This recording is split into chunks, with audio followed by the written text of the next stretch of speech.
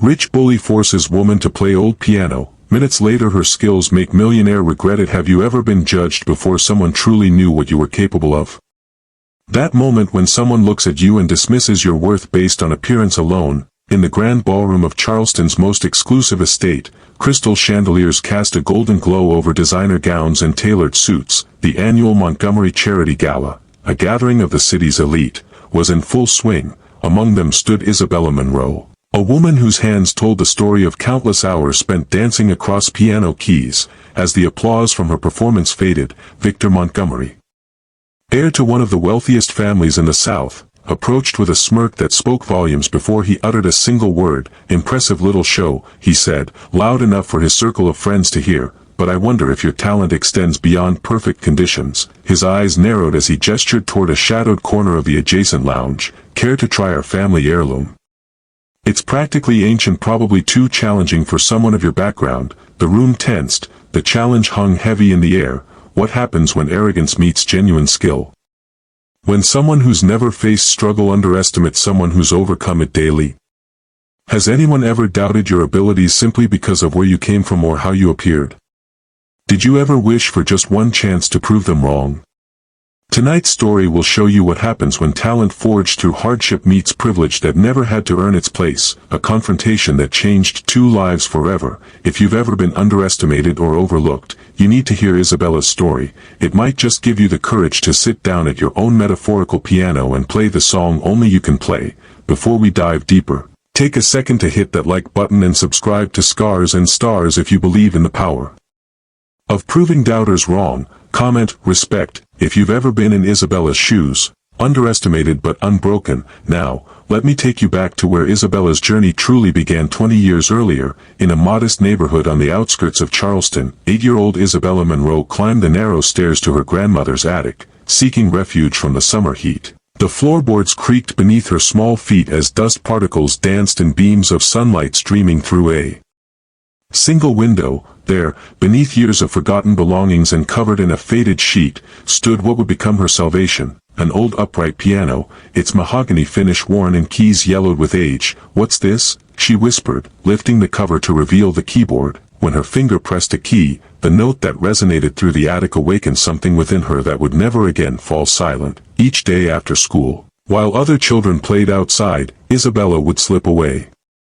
to the attic. Her family's financial situation meant formal lessons were an impossible luxury. Instead, the local library became her conservatory, providing recordings of classical masters and music theory books she studied with fierce determination. "Isabella, dinner's ready," her mother would call, often finding her daughter still practicing by the light of a single lamp, reluctant to leave her musical sanctuary. "Just 5 more minutes, Mom," became her nightly refrain. Those 5 minutes multiplied into thousands of hours, with her father working double shifts and her mother taking on extra sewing jobs. Isabella understood sacrifice. She witnessed her parents' exhaustion as they provided for their family, their dignity intact despite empty pantries and past due notices. This reality fueled her dedication, while her hands learned to coax melodies from the weathered keys. They also learned resilience from parents who never surrendered to circumstance. By 13, Isabella had developed a signature style that transcended traditional boundaries.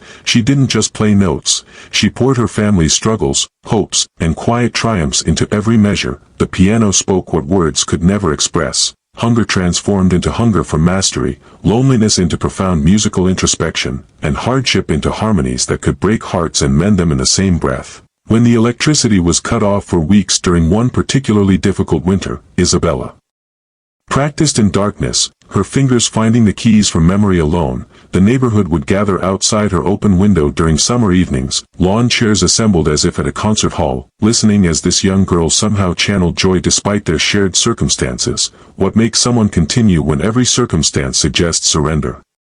What transforms limitation into liberation?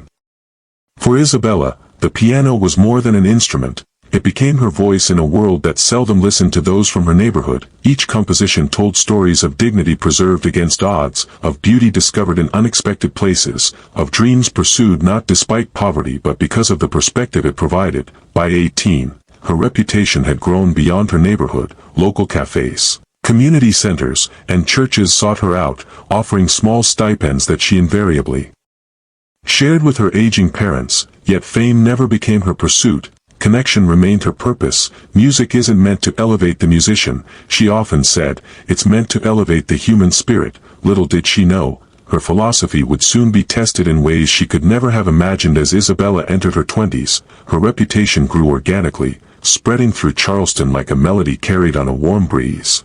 Local jazz clubs began requesting her presence, cafe owners offered regular weekend spots, and community fundraisers found their donations increasing whenever her name appeared on promotional materials. Yet success never changed her fundamental nature. She still drove her father's old sedan, lived in a modest apartment near her parents, and taught free music classes at the community center where she once played her first public performance. "Your music touches something deep inside people," the director of the center told her after watching her students, many from circumstances similar to her own, discover their own relationships with music. "Because it comes from something deep inside me," she replied simply. What made Isabella extraordinary wasn't just her talent but her authentic presence. When she played at weddings of wealthy families who discovered her through word of mouth, she approached their grand pianos with the same reverence she had shown her grandmother's weathered upright. When she performed at retirement homes, she spent hours afterward listening to the residents' stories,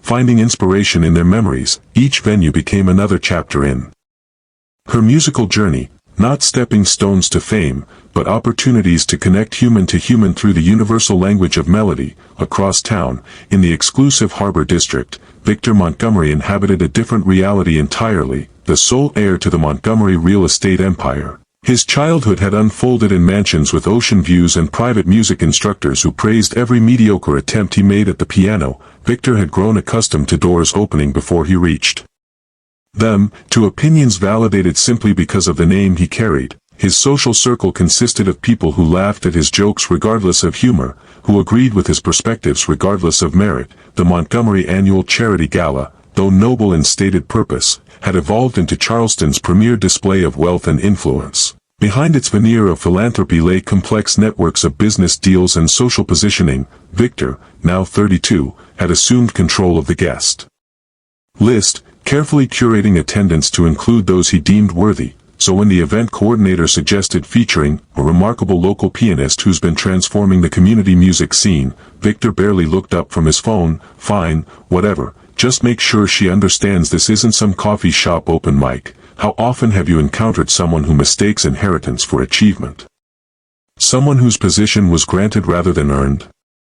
Comment below with "earned it" if you believe genuine skill always outshines empty arrogance. As Isabella received the invitation to perform at the Montgomery Gala, she felt neither intimidation nor ambition, only gratitude for another opportunity to share what she loved. She carefully selected a vintage dress from a second-hand shop, her only concession to the event's formality. She could never have anticipated that this evening would become the intersection where two entirely different life paths would collide, where privilege would face authentic passion in a showdown that neither party was prepared for. The Montgomery estate stood like a gleaming fortress on Charleston's most prestigious hillside, its windows ablaze with light that spilled onto manicured gardens. Luxury cars lined the circular driveway as attendants in crisp uniforms opened doors for guests who arrived in designer evening wear and family heirlooms converted to jewelry. Isabella paused at the entrance, taking a deep breath to steady herself, not from intimidation, but to center her spirit in the purpose that had guided her journey, to speak truth through music regardless of the room. Inside, the ballroom dazzled with crystal chandeliers that cast prismatic light across marble floors. Champagne flowed as freely as the practiced laughter of those accustomed to such gatherings. In a corner of the grand space stood a magnificent concert grand piano, its polished surface reflecting the opulence surrounding it. When Isabella's turn came to perform, the room didn't immediately quiet. Conversations continued as the entertainment took position, until her fingers touched the keys. The opening notes of her first piece silenced every voice in the room. Isabella played with such raw authenticity that even those who considered themselves merely appreciators of culture felt something stir within them. Her body swayed slightly as the music flowed through her, each note precisely placed yet somehow spontaneous. She performed 3 pieces, a classical masterpiece, a jazz standard reimagined, and finally, an original composition that wove elements of both traditions into something hauntingly unique. as the final notes hung in the air, there came a moment of profound silence. That sacred space between sound and response when art has truly landed. Then applause erupted. Genuine and enthusiastic even from this crowd more accustomed to polite appreciation than authentic connection. It was during this moment of unexpected vulnerability that Victor Montgomery approached the piano, glass in hand, his expression caught between admiration and discomfort. The audience around him sensed the shift, conversations quieting as he stepped forward. "Quite impressive," he said, voice carrying across the now attentive room. "Though I imagine anyone would sound decent on a perfectly tuned concert grand worth more than most people's homes." A ripple of uncomfortable laughter spread through his inner circle while others looked away, embarrassed by his transparent attempt to regain control of a room that had momentarily forgotten his importance. "I wonder," Victor continued, swirling amber liquid in his crystal glass, "if you could manage anything remotely similar on a less accommodating instrument." His eyes flicked toward the adjoining lounge.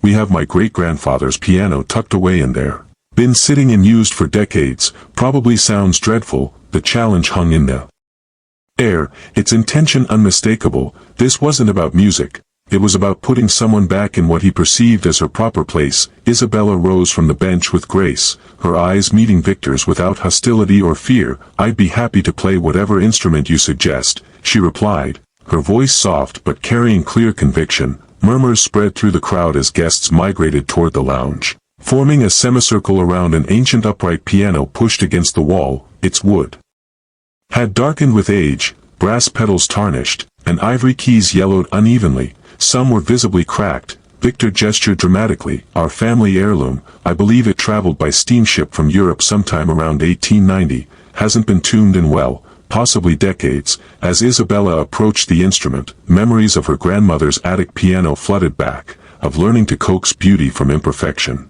of finding voice through flawed vessels. She sat down, adjusting the bench end, taking a moment to feel the weight and resistance of the keys. Her fingers pressed gently, testing several notes that rang out with varying degrees of sharpness and decay. Some stuck momentarily, others had a hollow, tinny quality. The room fell silent, tension building as everyone waited for embarrassment or failure. Victor's friends exchanged knowing glances, champagne glasses poised midair in anticipation. Isabella closed her eyes, hands hovering above the keyboard. In this moment, she wasn't in a mansion surrounded by wealth and judgment. She was 8 years old again, discovering that music lives not in the instrument, but in the heart that plays it. Her fingers descended, and everything changed. The first notes emerged hesitant and uneven, the old piano protesting after years of neglect. Several guests exchanged glances, anticipating the failure Victor had orchestrated. His smirk remained fixed, arms crossed in satisfaction.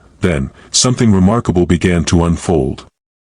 Isabella's hands adapted to the instrument's quirks with intuitive precision. Where keys stuck, she adjusted her touch. Where notes rang hollow, she incorporated their unique timbre into her interpretation. Her fingers danced across the keyboard with growing confidence, coaxing warmth from the forgotten instrument like someone gently awakening a sleeping giant. She began with a simple melody, the same one she'd first taught herself as a child. Then, as if engaging in conversation with the piano itself, she built upon this foundation, adding complexity and emotion with each measure. The music transformed from tentative exploration to bold declaration, the old piano's voice growing stronger under her respectful guidance. Victor's smirk faltered, his posture shifted, the crossed arms loosening as his head tilted slightly, the unconscious movement of someone hearing something unexpected. Isabella played not just with technical skill but with profound emotional intelligence. She found the sweet spots where certain notes still rang true and built harmonic structures around them. She incorporated the piano's imperfections into the composition itself, turning limitations into creative opportunities. The gathered crowd, who moments before had been poised for entertainment of a different sort, found themselves drawn into something transcendent. A woman near the front dabbed tears from her eyes. An elderly gentleman closed his eyes, transported somewhere beyond the room. A young server paused with his tray suspended mid-air, momentarily forgetting his duties. Victor's expression continued its remarkable transformation. The arrogance drained away, replaced first by surprise, then by something more profound, recognition, not just of talent, but of his own miscalculation. The very instrument he had chosen as a tool of humiliation had become the vehicle for something he hadn't experienced in his privileged world: authenticity. Isabella's music spoke without words of struggle and perseverance, of finding beauty in broken places, of dignity that couldn't be purchased or inherited. Her composition built to a crescendo that seemed impossible from such an instrument, notes cascading like shooting stars across the night sky, brilliant, ephemeral, yet leaving trails of light in their wake. As the final notes faded, the room remained suspended in that sacred space between sound and silence. No one moved, no one spoke. The collective breath held as if release would break whatever spell had been cast. Then, a single pair of hands began to applaud, belonging to an elderly woman seated in a corner, tears streaming freely down her lined face. Others joined, the applause swelling until it filled every corner of the room, not the polite, measured appreciation of cultural obligation, but the raw, spontaneous response to having witnessed something genuine and transformative. Victor stood motionless, his usual composure shattered. When Isabella finally looked up, their eyes met across the room, the challenge that had sparked this moment hung resolve between them. I didn't expect that, Victor managed, his voice stripped of its earlier condescension. Isabella's response came soft but clear, carrying through the now silent room. Music isn't about the instrument's age or appearance, it's about the soul behind it. The simple truth of her words resonated far beyond music. Several guests glanced down, suddenly conscious of designer labels and diamond necklaces that seemed oddly insignificant in the wake of what they just witnessed. For Victor Montgomery, heir to fortune and privilege, something fundamental shifted in that moment. The carefully constructed walls separating his world from Isabella's developed cracks that would never fully repair. He'd witnessed skill that couldn't be bought, authenticity that couldn't be inherited, and dignity that needed no external validation. Have you ever been in a situation where someone underestimated you, only to be completely stunned when you revealed your true capabilities? That moment when their expression changes from dismissal to recognition, when they finally see you? Share your story in the comments with #TheyNeverSawItComing. How did you prove someone wrong who judged you unfairly? What happened afterward? Your experience might inspire someone else facing similar judgment today. For Isabella Monroe, this performance could have been simply a moment of personal triumph, proving a wealthy heir wrong and walking away with satisfaction. But the story doesn't end here. What happened next would transform not just her life but an entire community. News of Isabella's remarkable performance spread through Charleston's social circles with unprecedented speed. Guests at the gala shared videos they'd captured on their phones, and within days, her name circulated among influential musicians, producers, and venue owners throughout the Southeast. The morning after the gala, Isabella woke to dozens of messages, offers to perform at prestigious music halls, inquiries about recording possibilities, even an invitation to tour with a renowned jazz ensemble. Her phone, usually quiet except for calls from family and local venues, buzzed constantly with opportunities that would have seemed impossible just days earlier. For Victor Montgomery, the days following the gala brought something unfamiliar: introspection. The memory of Isabella transforming his great-grandfather's neglected piano into a vessel of extraordinary beauty haunted him. In quiet moments, he found himself returning to the lounge, sitting before the old instrument, pressing keys that had recently come alive under more deserving hands. "You've been spending a lot of time with that piano," his mother noted one evening, finding him there. "Your great-grandfather would be pleased." Victor looked up, his expression unusually vulnerable. "I've had the best instructors money could buy since I was 5, yet I've never played anything that made someone feel what she made everyone feel in 5 minutes. 2 weeks after the gala, Victor did something unprecedented in the Montgomery family history. He reached out to Isabella directly, requesting to meet at a local cafe far from his usual exclusive haunts. "I owe you an apology," he said, the words clearly unfamiliar on his tongue.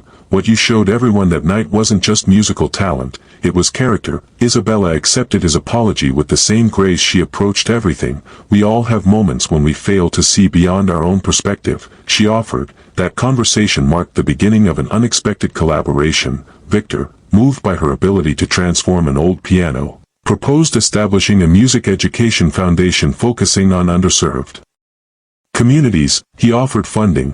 Isabella provided the vision and genuine connection to the communities they would serve. Meanwhile, Isabella navigated her newfound recognition with characteristic authenticity. She accepted select opportunities that aligned with her values, declining others that would have required compromising her artistic integrity or distancing herself from her roots. when a prestigious record label offered a contract with the suggestion she adopt a more commercial sound, Isabella politely declined. The music that reached people at the gala wasn't manufactured or polished, she explained, it was honest. Instead, she recorded an album in her grandmother's attic on the very piano where her journey began. The project, titled Coming Home, featured compositions that honored her path. From childhood struggle to unexpected recognition, critics praised its raw emotional depth and technical brilliance, unmistakably authentic in an industry often dominated by production rather than heart. As her reputation grew, Isabella remained connected to her community. Every month, she returned to the neighborhood center to teach free classes,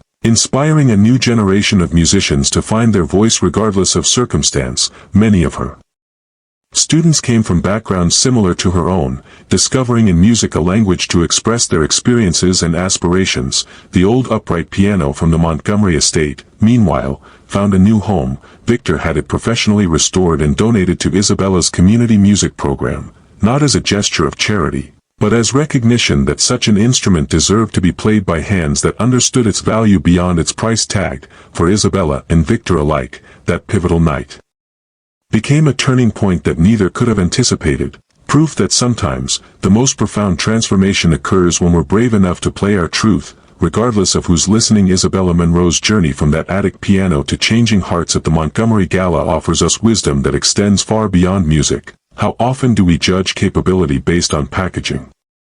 How quickly do we dismiss talent that doesn't arrive wrapped in credentials or connections?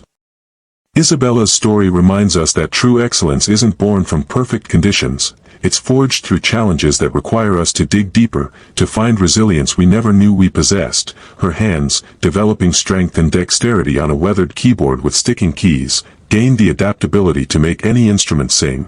Victor's transformation teaches us that humility isn't weakness. It's the strength to recognize when our assumptions have failed us, his willingness to see beyond.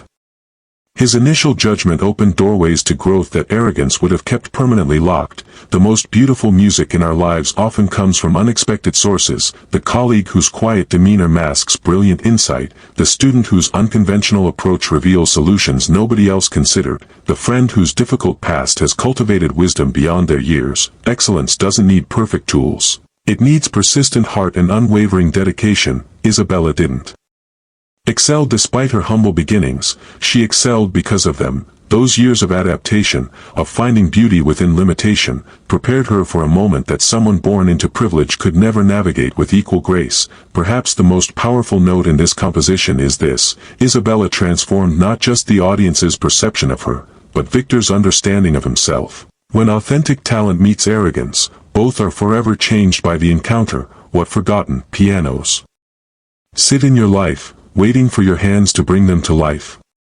What skills have you developed through struggle that those with easy paths might never acquire?